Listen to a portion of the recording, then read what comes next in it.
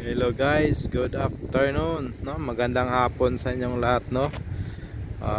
Salamat no sa lahat, no? Meron tayong bagong update ngayon about sa ating vlog, no? Ito pala yung karagatan dito sa Europe, Malta, no? Nasa Dipo kami.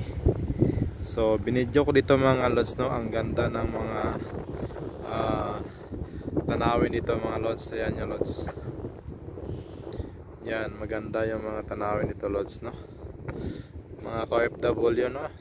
Bago ang lahat, bago nyo pagpatuloy yung pagpapanood nyo sa aking vlog, so don't forget, no, to subscribe and like and share, no? Para updated kayo lagi sa aking mga binibidyo, no? Dito sa Europe, Malta. Ito ang buhay ng isang OFW dito sa ibang bansa, no? Sa totoo lang, galing ako ng Saudi Riyadh at lumipat ako ng Qatar, no? So sa hindi ko inaasahan na paglipat sa Qatar, so mahina talaga mga lods at maliit yung sahod doon. So nalipat ako dito sa Europe, Malta. So ito pala yung dipo namin, no? Yan ang bus namin, yung kulay green. So kailangan lagi kayo updated, no? Para at least lahat ng aking upload, no, sa aking channel ay makikita nyo.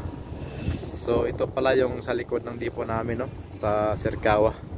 So shout out, no, sa lahat, no, ng aking mga kasama dyan sa Saudi Riyadh, kay Dix Channel, no. Yan ang pinakasikat ngayon dyan sa Saudi Riyadh. So ngayon nagbakasyon siya na West Pilipinas. So shout out sa iyo, bro, no, sa lahat ng aking kasama dyan sa Saudi Riyadh, no, ay Dix Channel, yung sa tropa ng mga vlogger. So shout out sa yung lahat, no. Ito pala yung lugar dito mga lods. Ayan, yung sa dyan banda, yan ang Gozo Ferry. So tatawid ka ng Gozo, gaya na yung mga lods. So yan ang Gozo, tatawid ka doon. Yan ang Gozo. So ito na lang mga lods, no.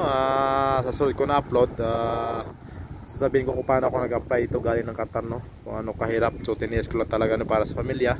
So sana maganda ang ating buhay dito, no? So sa tulang maganda namin yung sahod. So don't forget mga lods sa aking channel, no. Maraming salamat sa inyo. Ito si Darling, no. Sige, magandang hapon.